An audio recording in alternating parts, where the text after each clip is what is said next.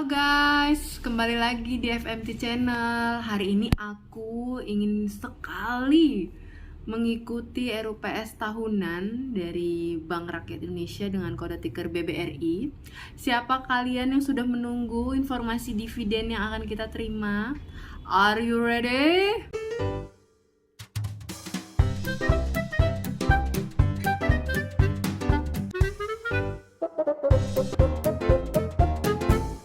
Oke guys, kenapa tahun ini aku memilih RUPS secara online?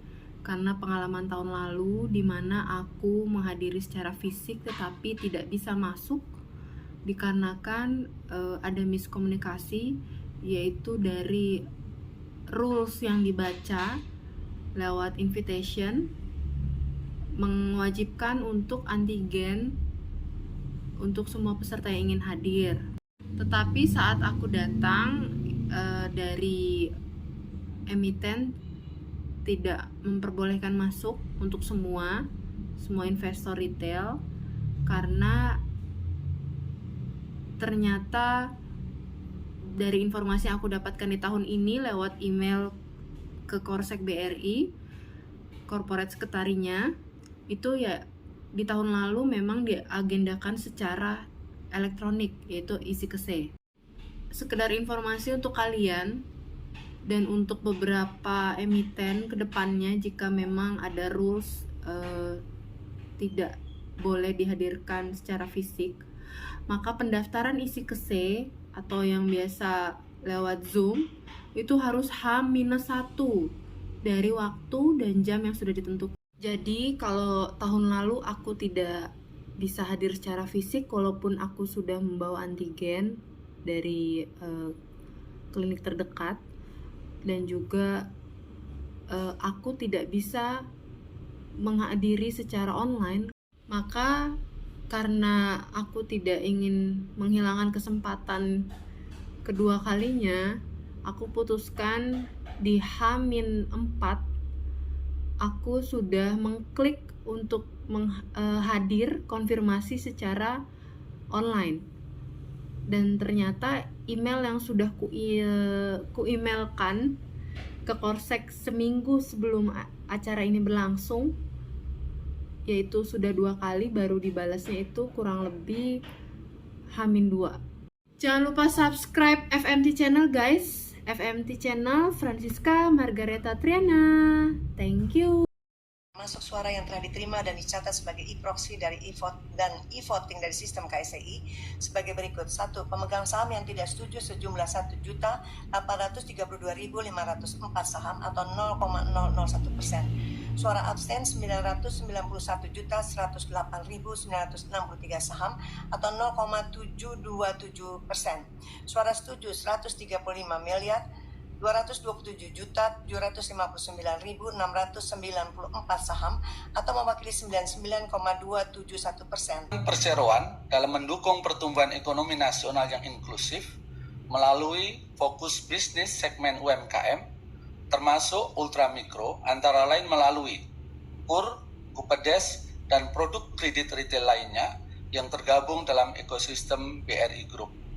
Untuk mengantisipasi kondisi ekonomi global pada tahun 2024 yang berpotensi adanya tekanan inflasi dan pengetatan kebijakan moneter global dengan ruang fiskal yang semakin terbatas, perseroan agar menetapkan strategi penyaluran kredit yang lebih selektif, menerapkan manajemen risiko kredit yang berkesinambungan, serta pengelolaan likuiditas yang optimal. Pemegang saham serta hadirin yang kami hormati, sebelum menyampaikan usulan penggunaan laba bersih konsolidasian yang dapat diatribusikan kepada pemilik entitas induk untuk tahun buku 2023, perkenankanlah kami menginformasikan aspek berikut. Sebesar 60.999.896.229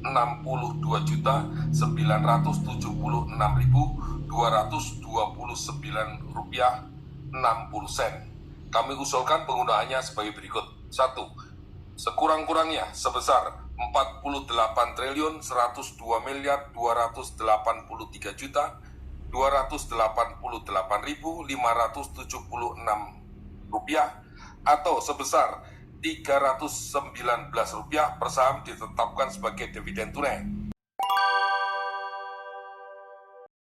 Oke guys, ini chart BBRI di sesi kedua tanggal 1 Maret jam 14.05. Oke, secara garis besar BBRI masih trend uptrend, tetapi ada koreksi normal. Ini sesuai MA20 ya guys, di round number 6050. Maka ini baik adanya, dan kemungkinan dia akan kembali mantul saat jumlah informasi dividen yang akan kita dengarkan. Jika berbicara valuasi, memang semua big bank sudah tidak murah ya guys. Cuman untuk kalian yang belum sempat berinvestasi dan memang ingin masuk dalam porsi big bank ini, perhatikan area-area retracement, entry di saat harga turun, koleksi secara money management bertahap, tidak dipucuk-pucuk ya guys. Perhatikan resisten yang sudah tertembus. Ini ada di angka 6.400. Ini berupa ekor.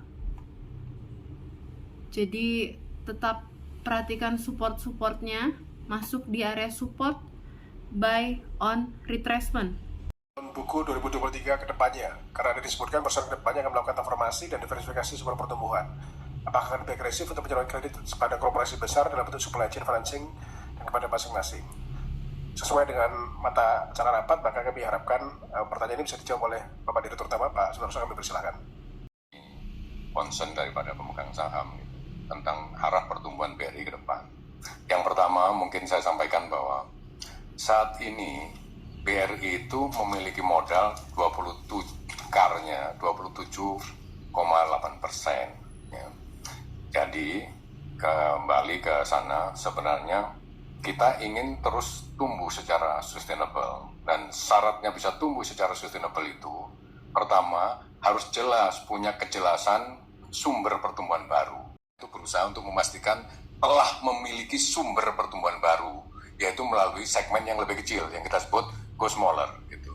Jadi nanti kita jawab, apakah kita masih perlu tumbuh di corporate? Perlu untuk menyumbangkan portofolio. Karena main di kecil saja, kalau tidak dibangun ekosistemnya secara menyeluruh, maka juga bisnis jadi nggak jalan. Kalau zaman dulu bisa, karena mungkin main di kecil saja, main di besar saja bisa. Kalau sekarang tidak ada yang namanya trickle down bisnis, nggak ada. Semua yang netes ditadai sendiri-sendiri, diwadahi bawah ember sendiri-sendiri. Jadi kita harus membangun ekosistem secara lengkap. Daripada dasar portofolio kita, piramid kita, memang ultra mikro, consumer, kemudian kecil, menengah, dan di puncaknya itu corporate. Tapi kalau kita mau di corporate saja, ya nggak nyampe ke bawah. Kalau mau di bawah saja, nggak ada juga tetesan dari atas. Maka kemudian harus dibangun ekosistemnya itu secara lengkap, membentuk piramid yang lengkap itu. Jadi syarat pertama adalah harus ada sumber pertumbuhan baru. Ya, kita membentuk sumber pertumbuhan baru, kita pastikan melalui holding ultramikro. KICAR 27% lebih, sehingga itu lebih dari cukup. Kalau kita mau comply dengan Basel saja, hanya butuh 17,5%. Itu sudah mengcover risiko termasuk countercyclical risk. Jadi kita punya upstand 10%. Kalau setahun kita mengkonsumsi CAR 2% saja untuk tumbuh, maka sampai 5 tahun ke depan kita nggak perlu nambah modal. Jadi memang kita harus tumbuh, harus secara agresif. Yang berikutnya harus punya likuiditas. Nah, likuiditas inilah yang kita harus atur strateginya supaya kita selalu bisa mengikuti pasar. Dan yang terakhir, risk management dan comply dengan prinsip-prinsip ESG. Saya kira kalau ditanya apakah akan tumbuh secara agresif, ya. Karena syarat-syarat pertumbuhannya kita sudah siapkan. Smaller segmen, ke yang lebih kecil. Apakah tetap main di korporasi? Iya, terutama yang memiliki value chain dengan yang kecil-kecil. Sehingga nanti portofolio kita betul-betul berbentuk piramid yang sempurna. Tidak ada yang bolong. Jadi puncaknya adalah korporasi, sedikit saja, 15% kita targetkan. Dan kemudian di bottomnya itu adalah ultra mikro dan mikro. Demikian. Coba di antara kalian berapa yang sudah memiliki atau mengoleksi saham BBRI ini dan masuk di area harga berapa. Boleh share pengalaman kalian ya guys di kolom komen.